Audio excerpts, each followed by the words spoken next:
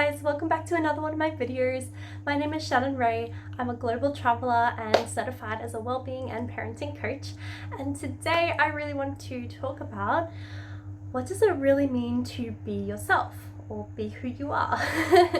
So I think online it gets thrown around a lot to be who you are, just be yourself, and you know, when you come to think of it, like, what does that really mean to just be yourself? Aren't I myself all the time anyway? And I wanted to share a little story with you about some people that I've come across and my own personal story too. So what does it really mean to be who you are? Well, I was having a conversation with a girl at a gym, and she's actually a personal trainer. And we were sitting down one day and I said, you know, what's your story? Like, what got you into being a personal trainer?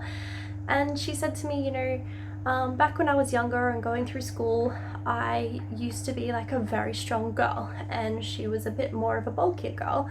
And she said, for so long I was fighting against who I really was. And when she went into her story, that really resonated with me. She said, growing up, you know, I wasn't that petite, feminine style that a lot of guys were going for back when she was in school, and so she really hated the way her body was and hated who she was.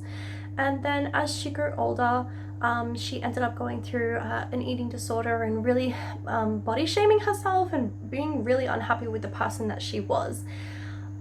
Only until after she had gone through all that, she realized that she wasn't accepting who she really was. And who she really was actually a very strong, independent woman. She is now a weights trainer, personal trainer to other people within gyms today. So she has gone on a massive journey about self-belief and self-development, really digging deep to who she is. And the point of that story is that she fought for so long against the way that her body naturally was and the things that she could physically achieve. Not many girls can say that they can power lift massive heavy weights. I can't.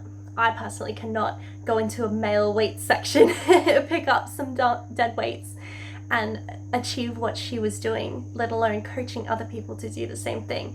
So her story there was her body wasn't technically a certain stereotype during high school, and she body shamed for so long and then grew to believe in herself and her abilities.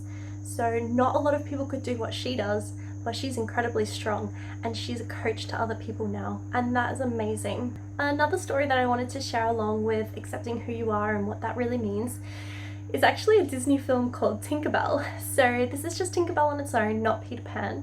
And I know it's a bit more child focused, but really there is a huge message behind this Tinkerbell film. And just briefly to go over it if you haven't seen the film already, basically Tinkerbell ends up with the fairies and she has to pick her talent.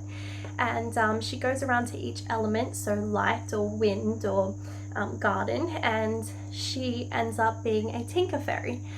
And she believes that, you know, she isn't really capable of creating such beautiful things like the other fairies. She wanted to be able to hold the sunlight, or she wanted to be able to nurture animals, but she wasn't really good at those things, and she didn't believe that being a tinker was a special talent or that she had no value in what she was doing.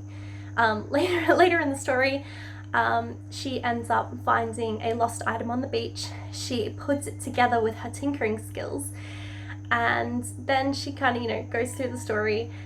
At the end of it, she's able to build and create all these amazing things to help those other fairies do their job, and she gets to go and achieve her goals and finds the value in really being herself. So even though it's a bit of like it's a Disney film, there's a lot of value under that about really being who you are. So Tinkerbell actually fought against her natural talents, fought against her natural abilities and who she really was, and then actually found out in the end that being who she was with her natural talent was such a gift.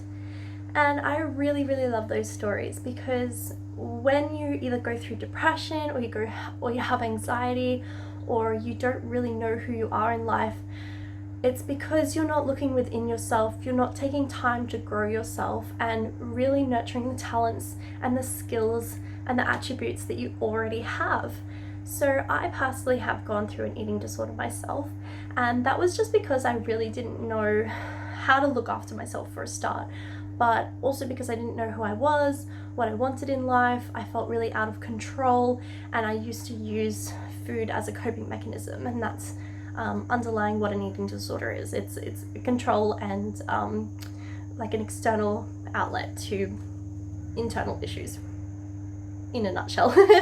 Really taking time for yourself, digging deep and accepting who you are, what your body can do, and knowing that your skills may not necessarily be what someone else can do.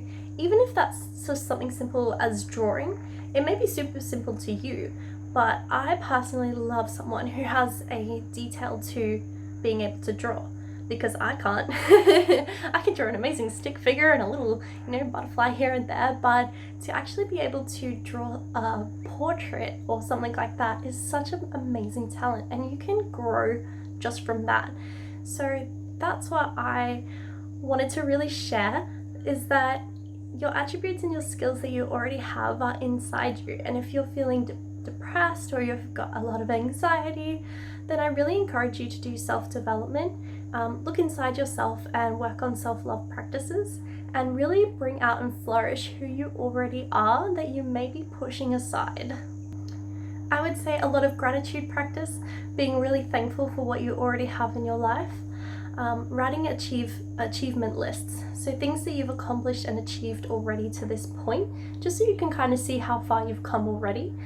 And practicing your intentions, writing down your list, creating vision boards about what you really want in life, and having a good sit down and think about what it is that you really want out of life, what you want to achieve, and what your skills are already. So if you're good at dancing, what is something that you can extend on with that, or how can you build that a little bit more? Or if you really love creating, like putting flowers together or something, maybe looking down the path of being a florist, or just having a really good look at what you already can do, because what you can do isn't necessarily what someone else can do. What I do, someone else might not be able to do, so it might be small to you, but it's actually very big when you put it into the world.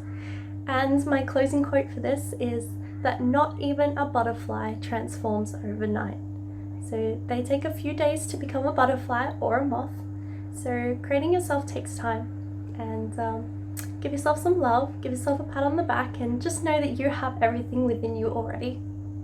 Well, thanks for watching this video, guys, and I hope it helped in some way. I'll see you in the next one.